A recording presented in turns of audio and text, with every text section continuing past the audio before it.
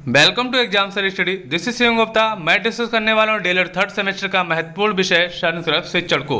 आपको हमारे चैनल पर 10 दिन का फास्ट रिवीजन मैराथन चल रहा है। आप इसमें अच्छे से अच्छे आप अपने सारे सब्जेक्ट की तैयारी कर सकते हैं। जैसे कि आपका संस्कृत सब्जेक्ट है, इसमें आपको 25 की 25 पूरी तैयारी कराई जाएगी। इस प्रकार सारे सब्जेक्ट की तैयारी कराई जाएगी। चलते हैं आगे, देख लेते हैं सभी विषय के। आपको अगर पीडीएफ चाहिए, जो भी हम वीडियो डालेंगे, तो आपको हमारे Telegram group exam sir study में मिल जाएंगे, जिसकी लिंक आपको डिस्क्रिप्शन में मिल जाएगी। इसके अलावा आप टेलीग्राम में सर्च कर सकते हैं एग्जाम सर स्टडी को और उसमें ऐड हो सकते हैं। डीएलएड से जुड़ी महत्वपूर्ण जानकारी तथा डीएलएड के सभी सेमेस्टर की तैयारी करने के लिए एग्जाम सर स्टडी को सब्सक्राइब कर सकते हैं। अगर आपको हमारा वीडियो अच्छे लगे तो आप सब्सक्राइब कर सकते हैं। चलते हैं अपने पहले टॉपिक की तरफ, देख लेते हैं। हमारा संस्कृत विषय में मेन टॉपिक आपका है विराम चिन्ह, जिसको कोई भी लोग ध्यान नहीं देते हैं। ऐसे क्वेश्चन आपके हिंदी में और संस्कृत दोनों में आ जाते हैं, जिससे आपकी दोनों सब्जेक्ट की तैयारी हो जाएगी। चलिए देख लेते हैं मेन चीज, विराम चिन्ह क्या होता है। विराम का अर्थ ठहराव या रुकना होता है। जिस तरह हम काम करते समय बीच बीच में रुकते हैं फिर आगे बढ़ते हैं, वैसे ही लेखन में विराम की आवश्यकता होती है। अतः पाठक के मनोविज्ञान को ध्यान में रखते हुए भाषा में विराम उपयोग आवश्यक है। ठीक है, और ये किसने बताया है? श्री कामता प्रसाद जी ने विराम चिन्हों को अंग्रेजी से लिया हुआ मानते हैं। वे पूर्ण विराम को छोड़ शेष सभी विराम चिन्हों को अंग्रेजी से संबद्ध करते हैं। चलिए देख लेते हैं। इन्होंने विराम चिन्ह जो बताए हैं, इन्होंने कितने बताए हैं? इन्होंने बताए हैं 20 विराम चिन्ह जो बताए हैं। चलिए देख लेते हैं, जल्दी जल्दी देख लेंगे। इसकी पीडीएफ आपको हम टेलीग्राम ग्रुप में डाल देंगे, आप इसमें डिटेल में देख सकते हैं। क्योंकि आपका फास्ट रिवीजन चल रहा है, इसलिए आपको जल्दी से जल्दी बताने की पूरी कोशिश करेंगे।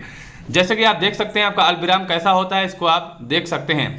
उसके अलावा आपका अर्धविराम होता है, अर्धविराम को आप देख सकते हैं। अर्धविराम आपका कैसा चिन्ह होता है। इसके अलावा पूर्ण विराम, प्रश्न चिन्ह हो गया, आश्चर्य चिन्ह हो गया, आपका निर्देशक चिन्ह आपका हो गया। जैसा कि आप संयोजक चिन्ह या निर्देशक चिन्ह सेम होता है आपका, कोष्टक वाले चिन्ह ये आपके ये हो गए।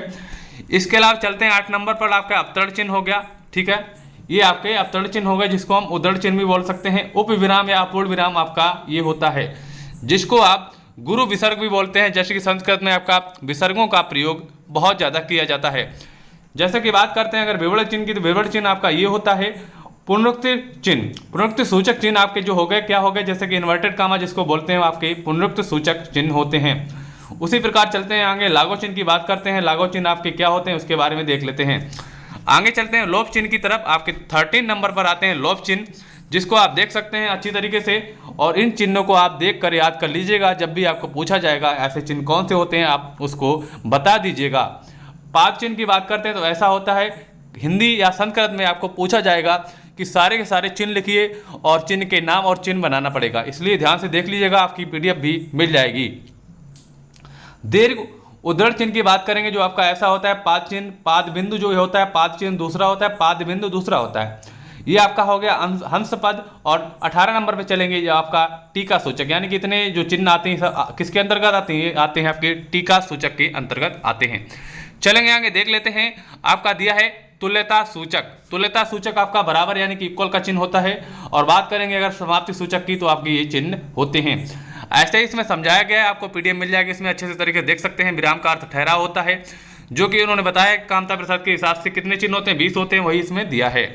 चलते हैं आगे, देख लेते हैं हमारा मेन टॉपिक को आगे देख लेते हैं। पहला क्वेश्चन आपका बनता है, पाणिनि ने वर्णों को कितने सूत्रों में प्रस्तुत किया? पाणिनि ने वर्णों को कितने सूत्रों में प्रस्तुत किया? ये क्वेश्चन आपका बहुविकल्पी अति लघुत्तरी में ज्यादा पूछा जाता है, लघुत्तरी में बहुत कम पूछा जाता है, आपको बता देते हैं। तो सबसे पहले इसका मेन आंसर होता है कितने वर्णों में प्रस्तुत किया, मेन इसका आंसर है। अगर बहुविकल्प में पूछा जाए अति लघुत्तरी में, तो होता है 14। ठीक है, हम लोग डिटेल में देख लेते हैं। पाणिनि ने अष्टाध्यायी में स्पष्ट रूप से प्रारंभ में ही लिखा है कि संस्कृत वर्णों की उत्पत्ति शिव के डमरू से। किससे हुई है? शिव के डमरू से हुई है। अगर पूछा जाए अष्टाध्यायी किसने लिखी है, ये किसने लिखी है? पाणिनि ने। तब भी आपका आंसर हो जाएगा पाणिनि ने। यानी कि इससे आपको 4-5 क्वेश्चन या 4-5 आंसर मिल जाएंगे। उन वर्णों को पाणिनि ने 14 सूत्र में प्रस्तुत किया, जो कि आपके सूत्र ये हैं, आप देख सकते हैं। ये आपके 14 सूत्रों में प्रस्तुत किया गया है। दिया हुआ है कि 1 नंबर पे आपका दिया है आ ई उ उड़ा, ऐसे प्रकार आपके 14 के 14 पूरे दिए हैं, आप देख सकते हैं।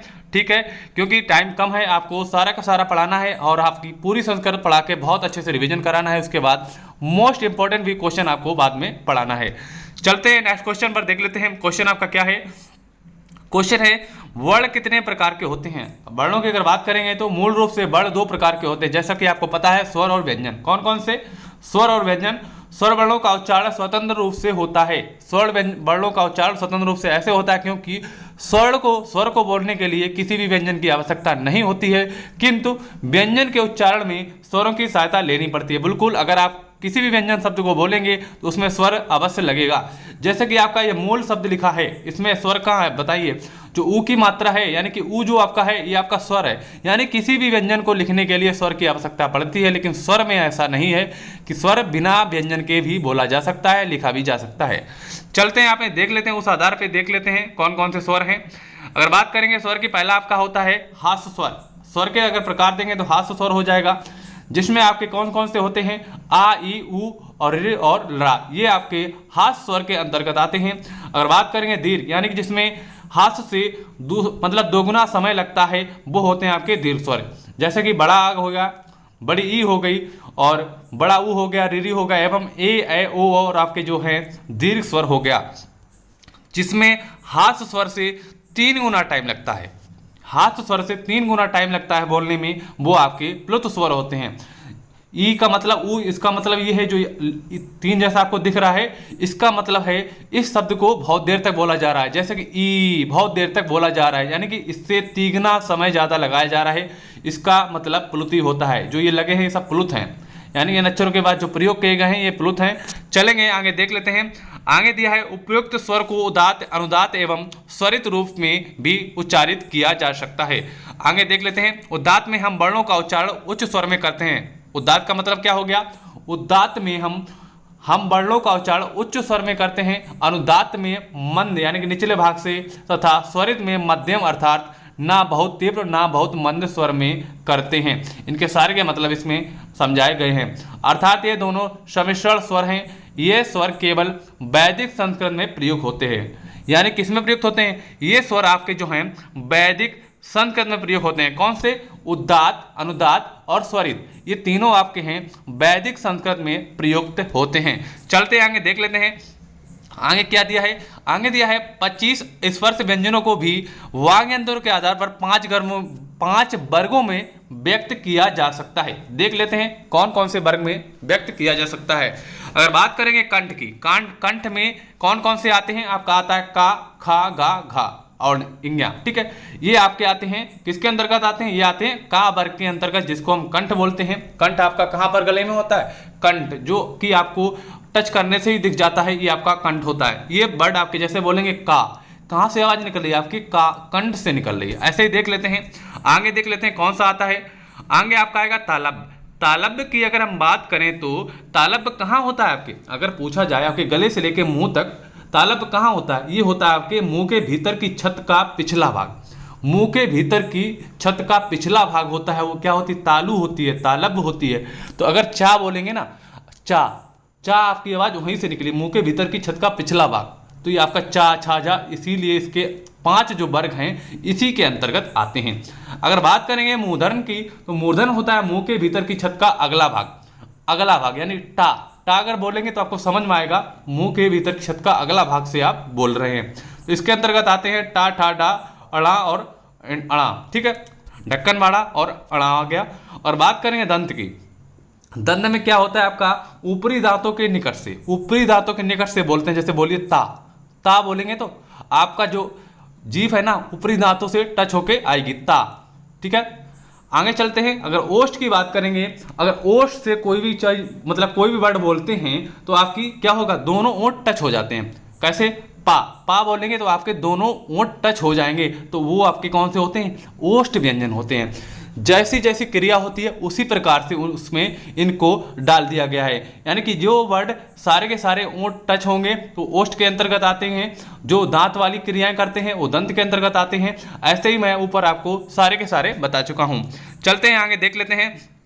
अंत के 4 अर्धस्वर होते हैं। कौन से? या, रा, ला, बा, ये अर्धस्वर होते हैं। इसको हम अंतस्थ व्यंजन भी कहते हैं। ठीक है, अंतस्थ व्यंजन भी कहते हैं। और आगे चलते हैं। 4 उष्माण होते हैं, जिसको ऊष्म व्यंजन भी कहते हैं। शा, शा, शाहा। ठीक है, इसमें एक कौन सा है? एक इसमें एक षटकोण वाला है, जिसमें ये लिखा है ये षटकोण वाला शा है, क्योंकि सेम ये दिया है ना, एक षटकोण वाला है।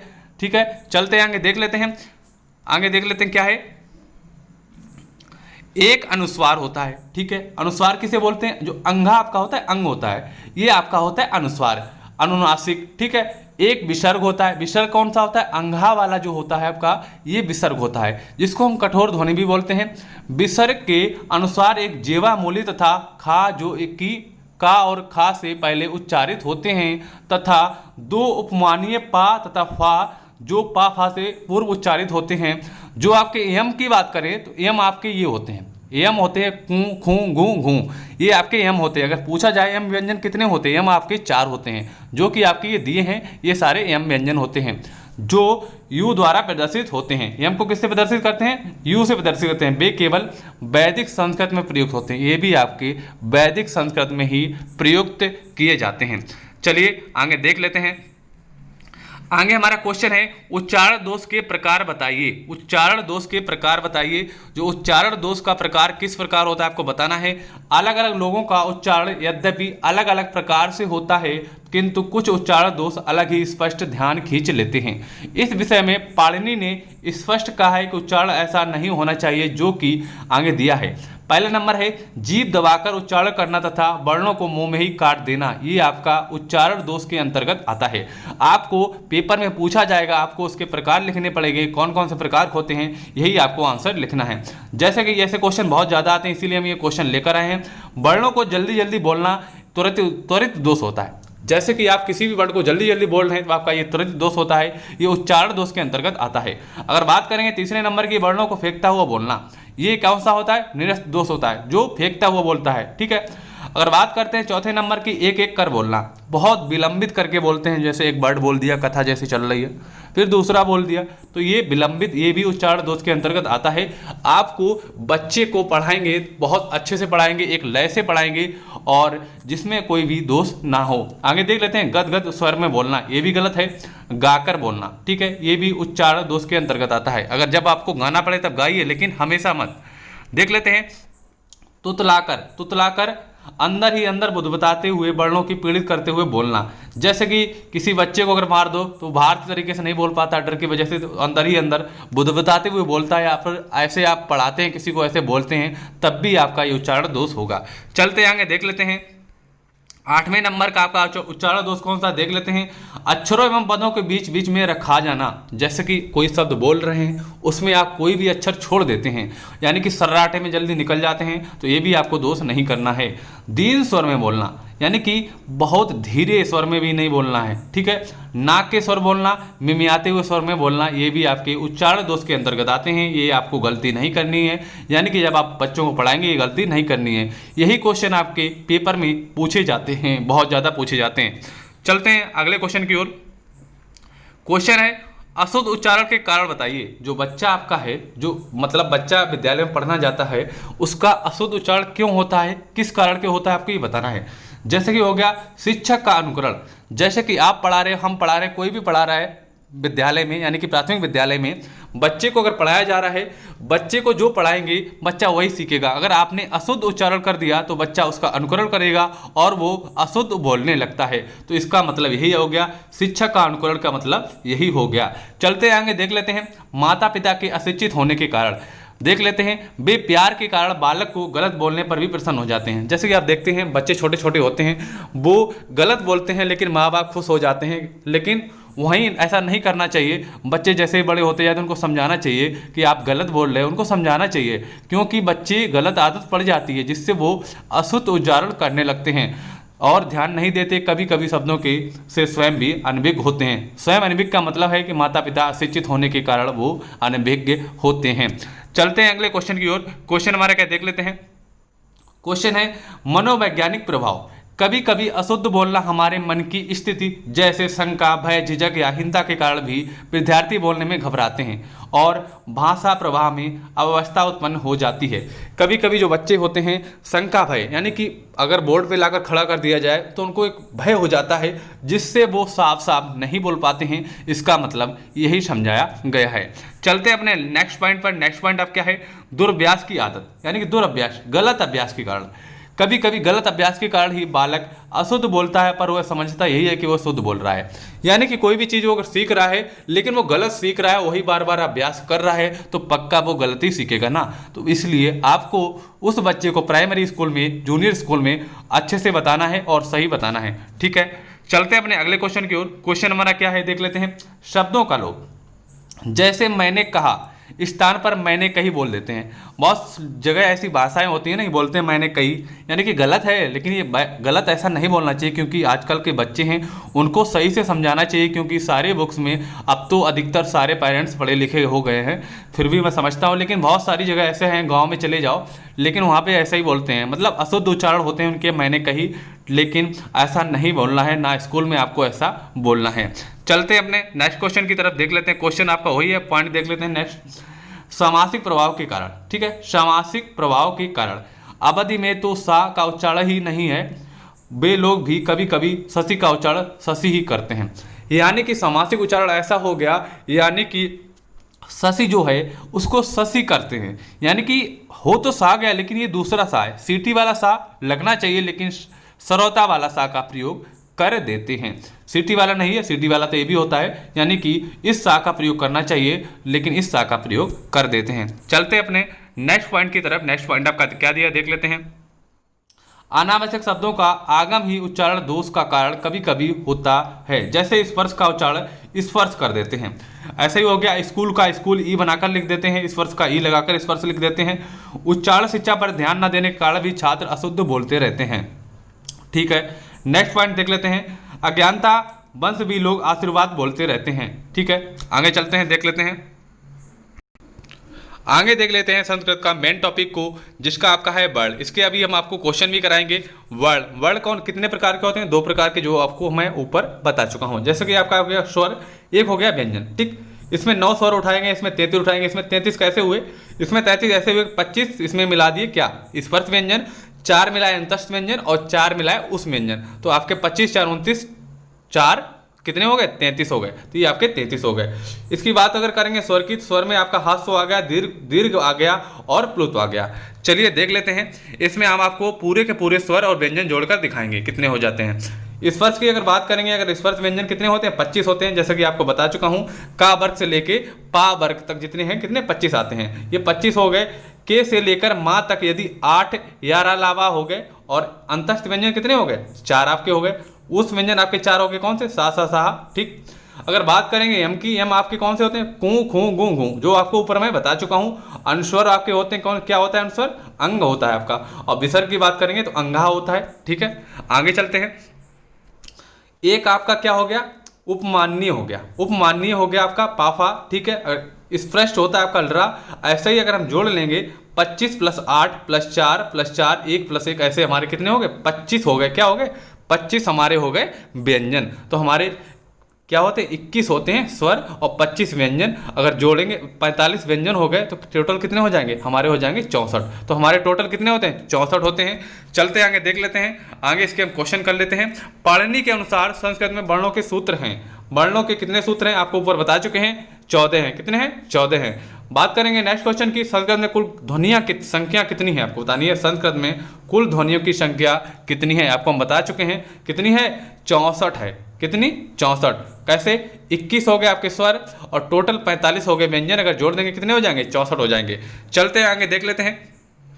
संस्कृत भाषा में कुल स्वर कितने होते हैं? संस्कृत भाषा में कुल स्वर कितने होते हैं? आपको बता चुके हैं, स्वर कितने हैं? 21 होते हैं। ठीक, आगे चलते हैं, आगे देख लेते हैं। संस्कृत भाषा में कुल व्यंजन पूछे हैं, लेकिन आपका 45 वाला ऑप्शन इसमें नहीं दिया है। तो हमें क्या बताना है? तो हमें इसमें स्पर्श व्यंजन बताने हैं। तो हमारे स्पर्श व्यंजन कितने होते हैं? 25। तो हमारा इसका आंसर हो जाएगा 25। अगर बात करें 45 की, 45 कोई ऑप्शन इसमें है नहीं, वैसे हमारे टोटल होते हैं 45।